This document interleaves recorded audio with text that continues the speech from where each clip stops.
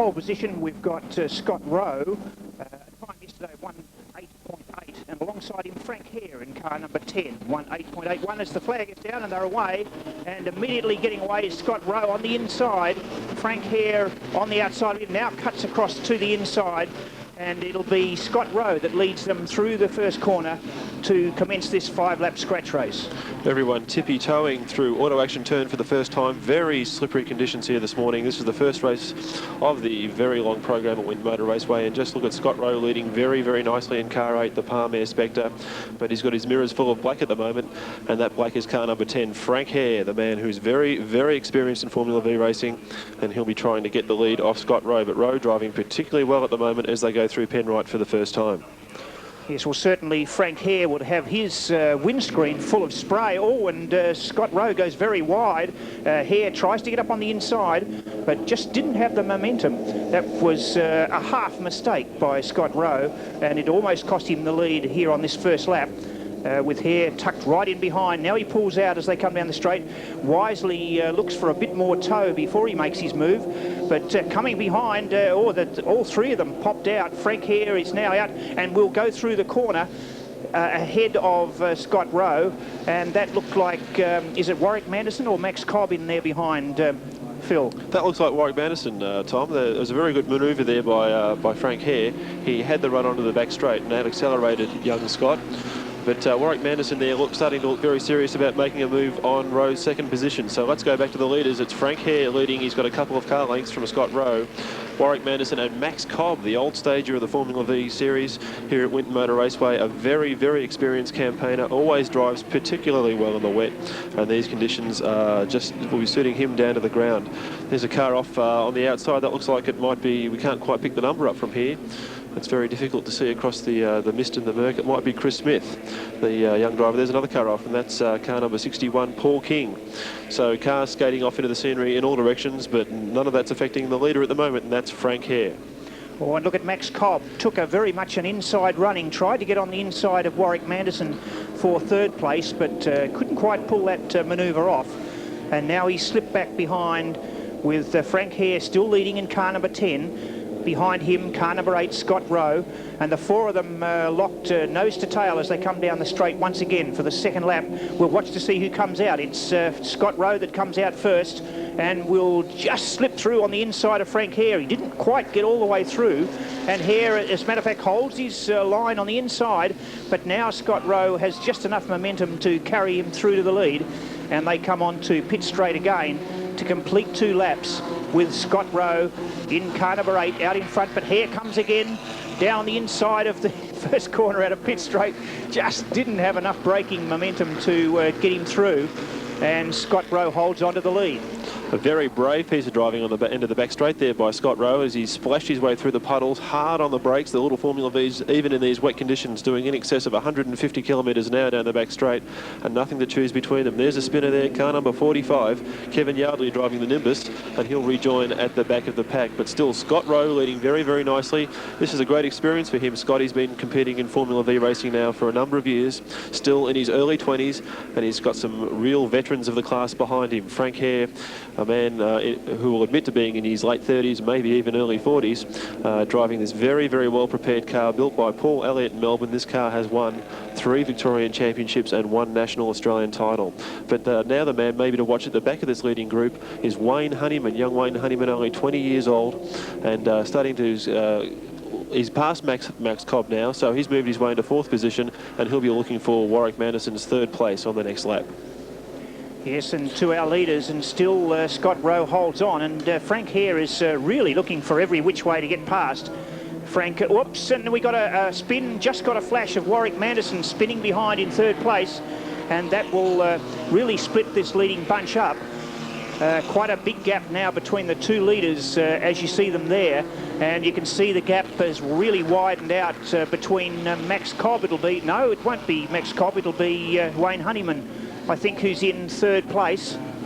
Max Cobb back in 4th, and Warwick Anderson has dropped right out. Scott Rowe holds the advantage as they go round the sweeper and up to Penrite corner, and Frank Hare really is really harrying him for the lead, and the young Rowe is really hanging on very well and not really putting a foot wrong. He goes very wide there again. That's the second or third time he's done that, and he really opens the door for Frank Hare, who closes right up on the exhaust pipe and looks to get a really close slipstream down the straight.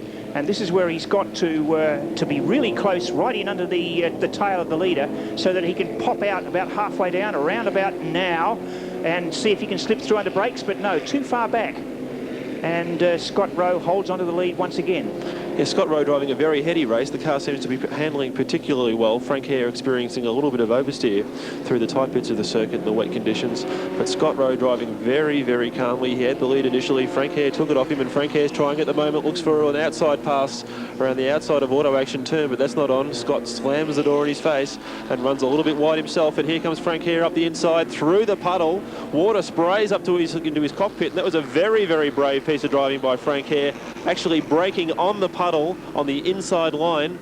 Well, it's the ideal line to take in dry conditions, of course, but not always in the wet, because when you get the curbs, they tend to fill with water. But a brave piece of driving, and that may have given Frank Hare the break he needs to take a well-earned 5-lap victory in wet conditions. A great piece of driving, Tom. Yes, Phil, he lined that up the corner before. You said that he went to the outside. It really was looking to there's another take spin it there for Warwick Anderson's really got himself bogged this time. Second spin for Warwick, and I think that will be the last for this race anyway. He's well and truly bogged in the infield. Very, very wet there, and there's no chance to get out. Again, you see that oversteer that Phil was talking about from Frank Hare, but he's managed to control it well. He's got himself 3 or 4 car lengths, a bit more actually, 5 or 6 car lengths over Scott Rowe as they come down to the end of the main straight through the S's, and now they come round and onto pit straight again. And this will be to complete 4, I think, and with 1 lap to go. And Frank Hare is doing it very well. Scott Rowe working very hard to pick up this advantage that he lost on that last lap. Gets a little bit out of shape as he hits one of the puddles on the exit to the first corner. But Frank Hare really has established a break now and is intent on not letting Scott Rowe catch him up. He's got that brake really working very well for him now, Tom. He's the car handling quite beautifully now through the faster parts of the circuit. He's coming up to the slow part now at Penrite, so we will see if he's got some work to do between the heat races, because the car does look very twitchy under brakes, and it looks particularly oversteery, as we've noticed before, through this part of the course. But a very conservative line there taken by Frank Hare. He's got 4 or 5 car lengths over Scott Rowe, and an experienced campaigner like Frank will not be throwing that sort of lead away, even in these very, very tricky conditions. The lap times they're doing now in the race, something like 12 seconds a lap slower than they went yesterday in qualifying.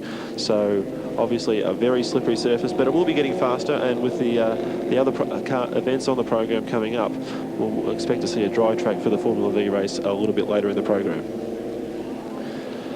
Yes, and they're coming down through the S's now to take the flag. Frank Hare has held on to his lead.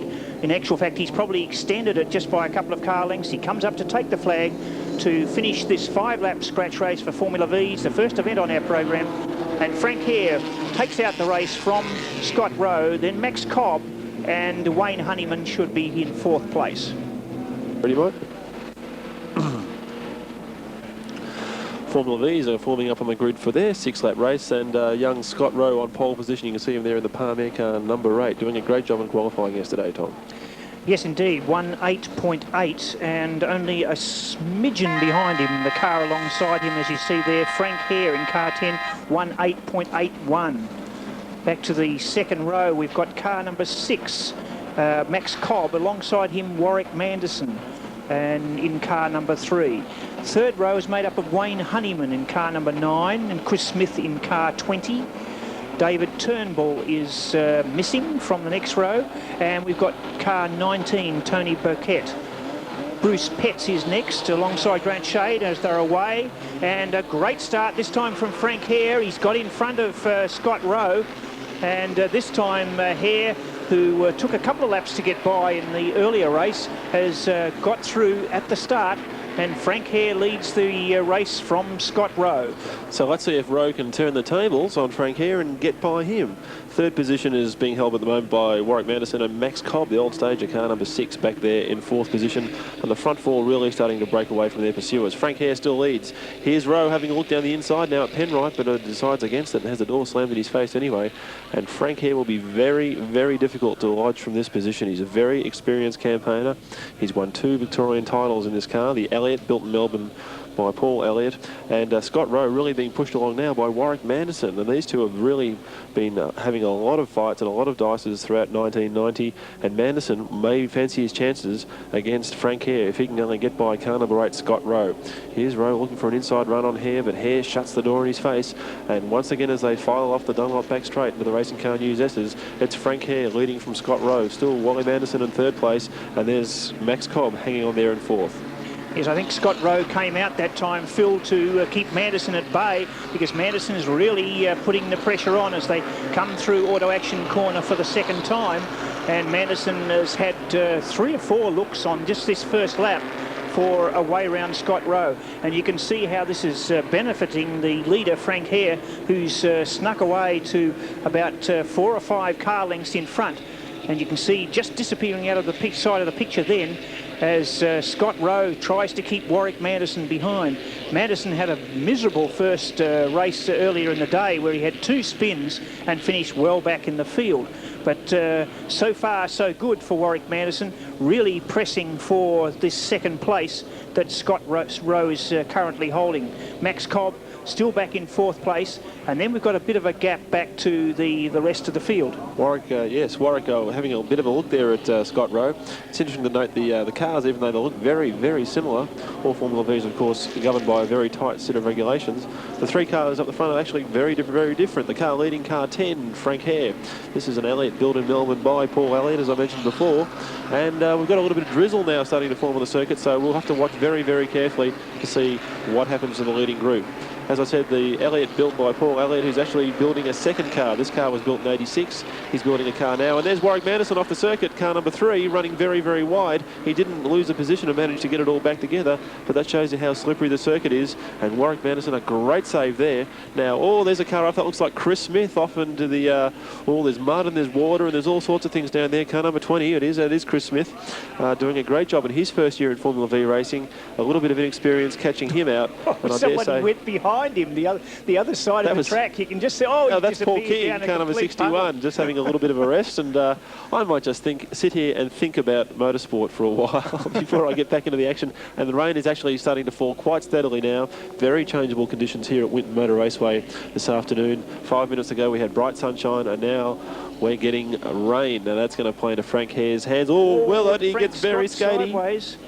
Oh, goodness me, he really let it get away from him that time, Phil, and very quickly grabbing his opportunity is Scott Rowe. He'll get round the inside, and as they come down to auto action corner, it'll be a real fight for this corner, but I think Rowe's in front. He is, yes, and then Frank Hare has to tuck back inside.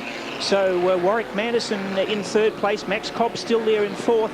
But the lead has changed as Scott Rowe snaffles the lead back from Frank Hare, almost as Hare did to him in the first race. And there's a spinner there. Goes 32. That's Stephen Dowling in the Spectre, just having a lose between turns 1 and 2, and sitting on the outside curb but getting going again back with our race leaders. And it's still Scott Rowe peering through the mist.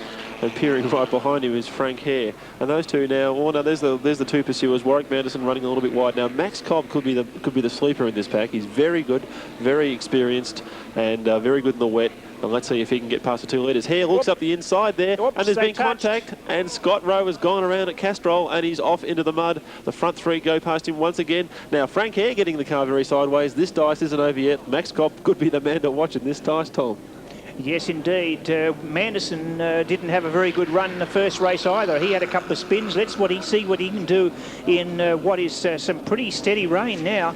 And Manderson in 2nd place, but Cobb sitting nicely back in 3rd is just sort of summing the situation up. Now he's lining Manderson up. He's got down the inside. Will he have enough run down to the corner here? I think he will. No, not quite.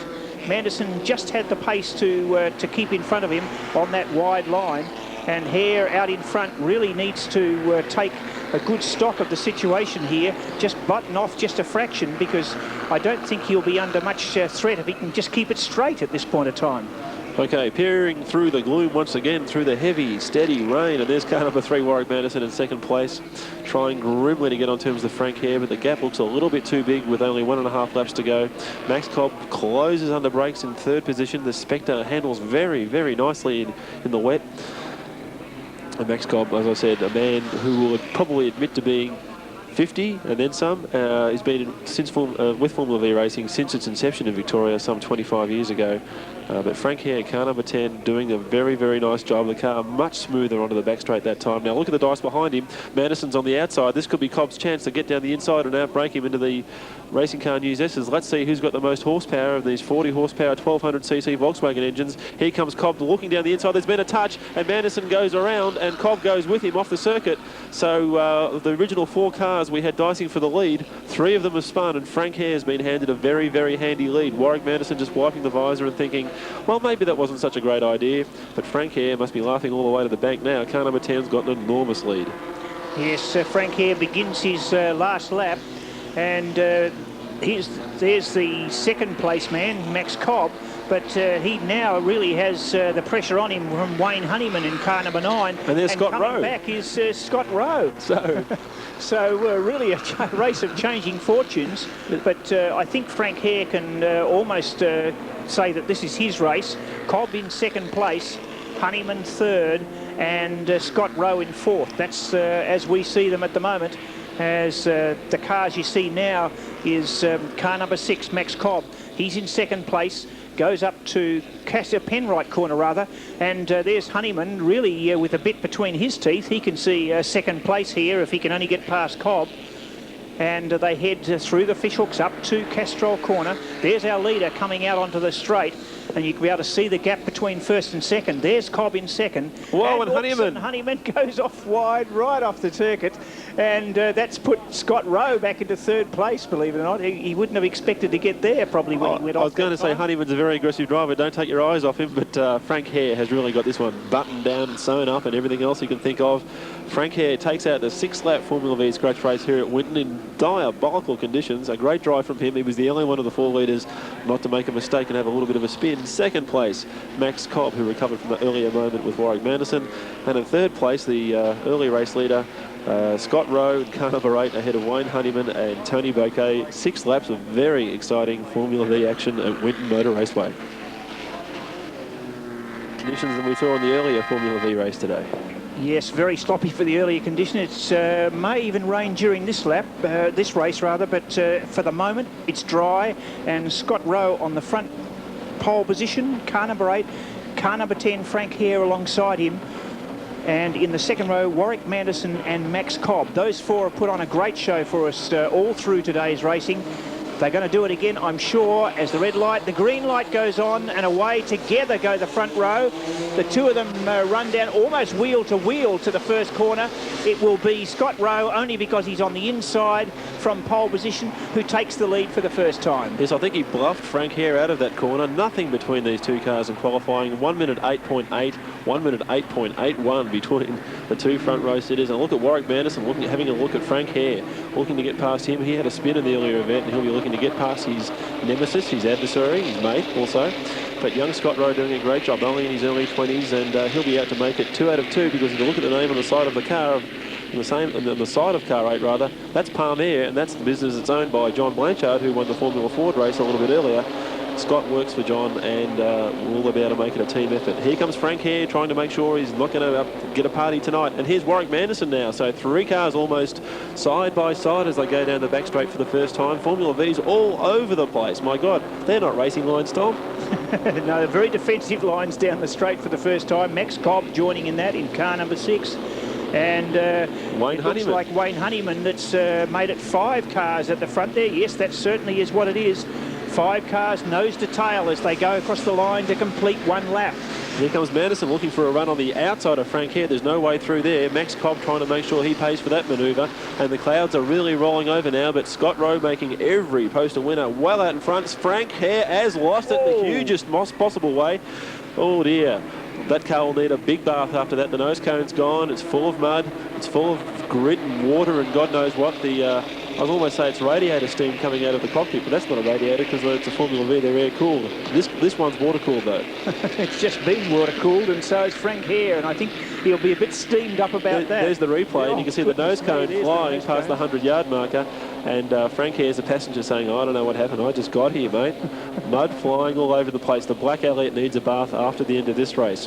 Back to the live action, and here's... there's another emulation there. That's car 19, Tony Bouquet, trying to do a Frank Hare. But Scott Rowe now securely in the lead, for a few minutes anyway. And Warwick Anderson in second place now. Let's see if he comes around third place. That's Wayne Honeyman by the look of it.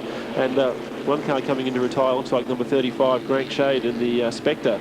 So 2 laps down and 6 to go, and Scott Rowe has a handy lead by Formula V standards, and there's Wayne Honeyman and Max Cobb disputing 4th and 5th place, and David Turnbull bringing up the rear of the leading bunch, but Scott Rowe with a very, very nice lead in a Formula V race. Yes, very, very precise lines, putting exactly one wheel on the curb all the way through the S's on that last occasion, Phil. Very interesting. Well, they're up again, this time 2 wheels, and certainly is pressing on very, very strongly is Scott Rowe. And certainly now that he's lost his playmate in Frank Hare, who has retired ungracefully, as the rain just starts to sprinkle down, and this might liven things up. Not that Formula V racing ever needs livening up, as you can see just from that. Max Cobb and Wayne Honeyman arguing about one little piece of track as they come down the straight again for the 3rd time. It's Scott Rowe out in front. There's Max Cobb. He's back in 3rd position behind Warwick Anderson. You can see just going out of your picture there in 2nd. And here's the leader over the line to complete 3 laps.